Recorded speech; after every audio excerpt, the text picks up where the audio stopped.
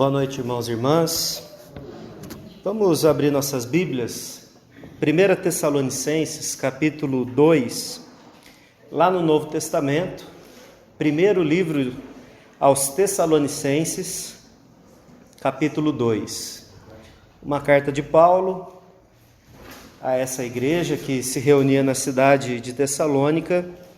E ele vai trazer algumas informações a respeito do seu ministério, da sua vida, e é importante para nós. A primeira carta aos Tessalonicenses, capítulo 2, eu vou convidar você para lermos versos 11 e 12.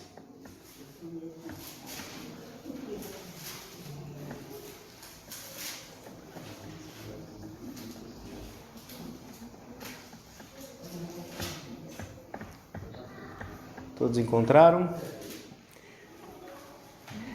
É uma carta pequenininha, às vezes a gente passa a página sem ver, mas é muito rica de informações para nós.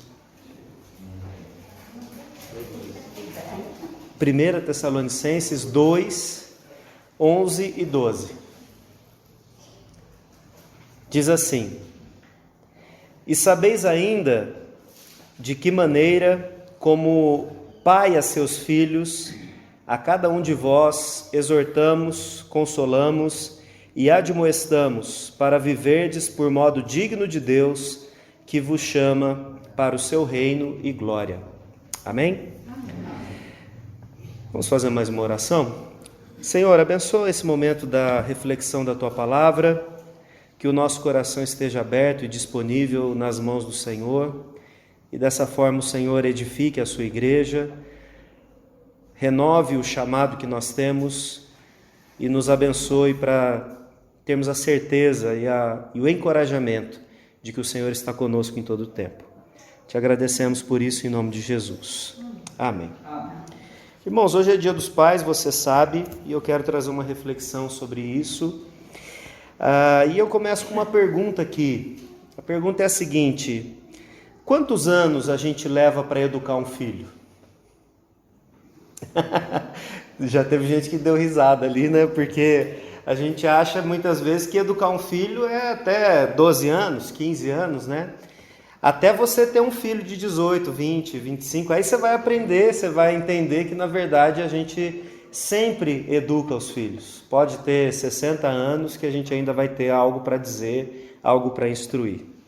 Uma outra pergunta que a gente tem que fazer então é: quando um filho para de aprender?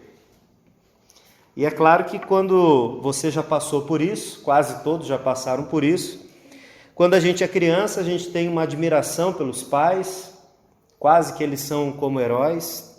A gente chega na adolescência e eles passam a ser atrasados na nossa maneira de ver, a gente acha que tem ideias melhores do que a experiência dos pais.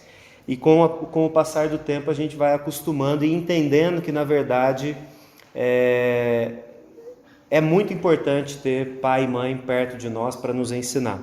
Quem ainda tem o privilégio de tê-los, não perca a chance, né? Aproveita, mas infelizmente a gente em algumas situações perde pai ou mãe e fica a saudade. Mas por outro lado, a gente pode sempre continuar aprendendo com aquilo que veio dos nossos pais, e no caso aqui eu falo do pai e da mãe mesmo, né? A gente precisa entender, e isso é uma afirmação que pela sua história de vida talvez você também faça. A mãe, ela é aquela pessoa ou aquela figura, às vezes não é a mãe, a mulher que deu a luz para nós, às vezes a gente foi criado pela avó, por uma tia, mas a pessoa que ocupa o lugar da mãe na nossa vida é normalmente a pessoa que, quando a gente tem problema, quando a gente está emocionalmente abalado, a gente lembra e a gente quer correr para o braço, né? E o pai, na maior parte das vezes, ele é a figura que nos ajuda a ter coragem na vida, a sair do lar e a ir para frente. Então, quando a gente tem um pai que é encorajador, que é abençoador na nossa vida, a gente enfrenta o mundo com mais coragem, porque a gente sabe que tem alguém para dar suporte para nós. Quando a gente tem um pai que infelizmente não corresponde a isso, a gente tem um pouco mais de dificuldade, a gente tem um pouco mais de medo de encarar determinadas coisas. Por que eu estou falando isso e a gente lê o texto de Tessalonicenses? Porque Paulo, no capítulo 2 aqui, ele vai falar do ministério dele junto com essas pessoas. E nesse finalzinho do texto que nós lemos, ele diz assim, é claro que ele não é o pai genético dessas pessoas, ele é um pai espiritual, mas ele diz assim, da mesma forma que um pai faz com os filhos, eu fiz com vocês. O meu papel como pastor, como pai de vocês, foi dar elementos para que vocês tivessem coragem para viver, coragem para ser crentes, coragem para enfrentar as dificuldades que viriam. E ele, nesse momento, relembra 3 coisas que aqui aparecem como palavras, mas na verdade são conceitos que ele expõe para dizer, olha, eu fiz essas 3 coisas na vida de vocês, e isso serviu e vai continuar servindo, independente da quantidade de anos que você viva, como uma instrução, como um conselho, como sabedoria para a sua vida. Ainda que a gente não tenha pai hoje, ou não seja pai, é possível que a gente carregue no nosso coração lições, boas e ruins. Isso eu falo da prática da nossa vida. As boas a gente tem que continuar aplicando, e as ruins elas servem para a gente saber como não fazer. Ainda que seja dolorido para a gente muitas vezes, mas saber como não fazer. Mas por outro lado, a família cristã, a comunidade cristã nos dá a chance de exercitar determinadas coisas que também tem esse aspecto da paternidade, de encorajar um ao outro para a vida, de encorajar um ao outro para lidar com as dificuldades da vida cristã, dificuldades da nossa saúde, e é isso que Paulo está falando aqui. Paulo, então, no versículo 11, ele diz assim, e sabeis ainda de que maneira, como pai, a seus filhos, a cada um de vós. Essa é a primeira coisa que eu quero chamar a sua atenção. Paulo, ele tinha, ainda que ele fosse um missionário que fez várias coisas, né, viveu muitos anos para o trabalho missionário, mas a visão dele era de tratar individualmente cada uma das pessoas. E ele faz isso de uma forma tão especial que ficou registrado. Nós temos cartas específicas para Timóteo, carta específica para Tito, carta específica para Filemão. Então ele sabia, ele procurava conhecer as pessoas que estavam ao redor dele, uma por uma. Paulo, de certa forma, a imagem é ruim, mas ele não tratava as pessoas como se fosse um rebanho, como se todo mundo recebesse o mesmo remédio, como se todo mundo precisasse da mesma instrução. Ele sabia que cada pessoa precisava de uma instrução, de um conselho, de um encorajamento específico. E a gente precisa entender isso na nossa vida. Talvez, como eu falei, a gente não vai ser pai biológico das pessoas mais. Essa fase talvez já tenha passado, né? Mas nós podemos ser referência de vida cristã para as pessoas. E não só os homens nesse sentido. É claro que aqui, hoje a gente tem um enfoque nos homens, né? Mas a gente sabe que mulheres também ocupam e têm ocupado durante a história da igreja esse papel de uma forma muito importante. Então a primeira coisa que Paulo fala aqui é que ele fez isso de forma particular, de forma pessoal, olhando para cada um naquilo que necessitava. E aí ele vai usar 3 palavras aqui, que eu, como disse, são conceitos na verdade, não é só uma palavra. Ele diz, exortamos, consolamos e admoestamos. Não é exortar só no sentido de falar, você precisa corrigir a sua rota, no sentido exortativo. O que Paulo está dizendo quando ele usa essa palavra aqui de exortar, é o sentido de instruir, é o sentido de educar, é o sentido de caminhar ensinando a pessoa até que ela aprenda. E é muito interessante que no seminário, eu fui para o seminário ainda muito novo, a gente aprende um monte de técnica para ensinar, para educar, para fazer as coisas, e pelo menos comigo, mas isso deve ser só comigo, eu sou meio lerdo para essas coisas, eu só fui aprender o que é educar quando eu tive filho, quando nasceu a Laura 7 anos atrás. Porque a minha maneira de entender educação era, se eu fizesse uma boa aula, se eu tivesse uma boa teoria, se eu tivesse bons argumentos, eu ia simplesmente falar e a pessoa ia aprender e o mundo ia estar resolvido, né? Mas quando você tem um filho, você pode ter a teoria e precisa ter, você precisa ter argumento, mas a característica mais interessante da educação é a perseverança. É você falar uma vez, 2 vezes, 3 vezes, 4 vezes, 1 milhão de vezes e continuar falando isso. E mais, continuar falando com amor, continuar falando com educação, continuar falando querendo o bem da pessoa. Isso é educação. Não é simplesmente a gente dar uma aula, né? Se fosse, seria muito fácil, né? A gente colocava as crianças 3 passos para o sucesso, elas iam sempre ser obedientes, nunca iam agir de uma forma contrária àquilo que a gente quer e pronto. Mas a gente sabe, e é por isso que eu perguntei no início, quanto tempo leva para educar alguém? E é a vida inteira. E talvez, depois de determinado tempo, a gente vai ter que voltar nas lições básicas e repetir tudo aquilo de novo. E se você teve o privilégio de ter alguém que fez isso com você, você sabe o que é o amor prático. O amor prático é ter alguém que, ainda que a gente tenha dificuldades para lidar com as coisas, ela continua crendo, ela continua investindo na nossa vida. E foi isso que o apóstolo Paulo fez com essa igreja. Ainda que ele tenha passado um período pequeno de tempo com eles, lá no livro de Atos a gente sabe que ele passou menos de 1 mês com eles, mas ele continuou mantendo correspondência e instrução para que eles fossem edificados, para que eles fossem fortalecidos. E nesse caso aqui ele se coloca como o pai que exorta, mas não é de ficar bravo, é de instruir, é de educar, é de caminhar com a pessoa, repetir o mesmo ensino para que ela aprenda. E às vezes a gente desiste, né? A gente fala 1 vez, 2, e quem é o pai que nunca falou assim, é a última vez que eu te falo isso, né? Só que na semana seguinte você está repetindo aquilo, porque você quer o bem daquela pessoa. Então a gente precisa entender que muitas vezes a gente vai ocupar 2 papéis. O primeiro papel vai ser aquele que está instruindo, a quem está exortando. A gente está ocupando o papel de pai, de mãe, de liderança. Olha, você tem que fazer assim, tem que seguir assim, né? Cuide para que você não se desvie desse caminho. Mas outras vezes nós estamos na condição de filhos. E quantas vezes o Pai Celeste já nos exortou com relação a alguma coisa e a gente continua sem aprender?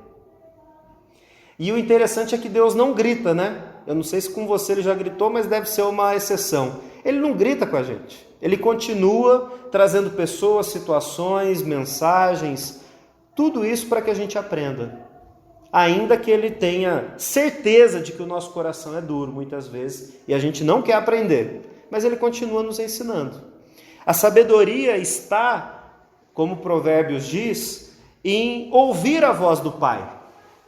Aprender a lição que ele está trazendo para nós e falar, bom, então já que ele está dizendo que o temor, a obediência é o caminho para eu conseguir alcançar a minha vida, então eu vou fazer isso.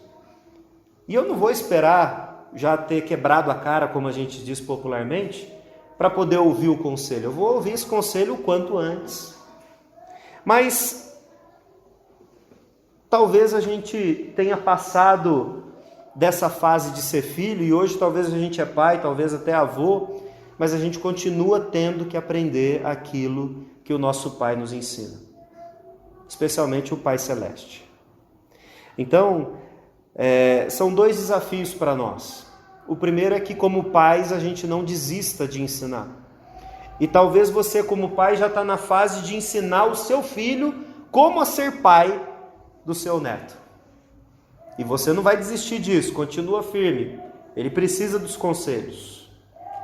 Mas talvez a gente também, e sempre, né, no caso, a gente vai ocupar o papel de filho e tendo que relembrar aquilo que o pai nos ensinou. Depois o apóstolo Paulo fala que ele consolou como um pai. E às vezes a gente pensa que consolar aqui nesse sentido é dar colo, né?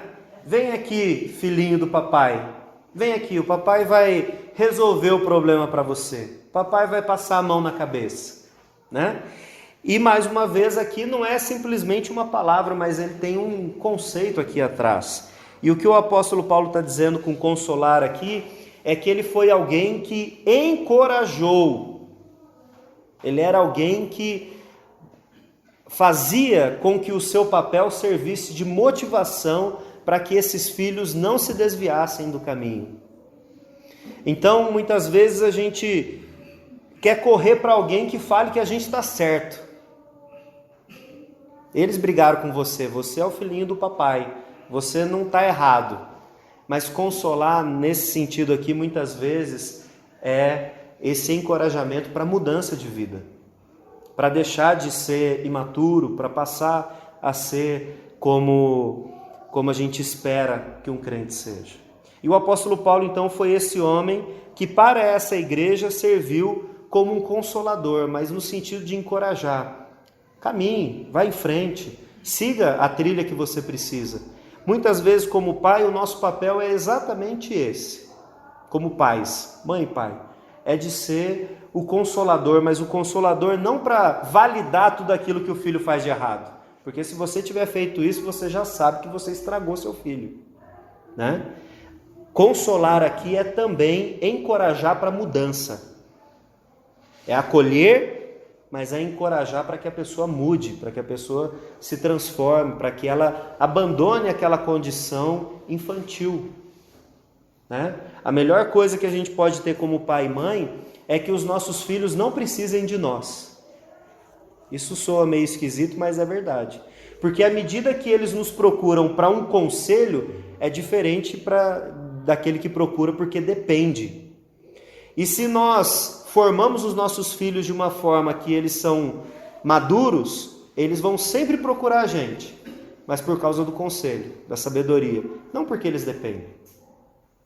E aí eu sei que existem situações inúmeras que podem fazer com que a pessoa, por uma coisa ou outra, esteja numa situação assim.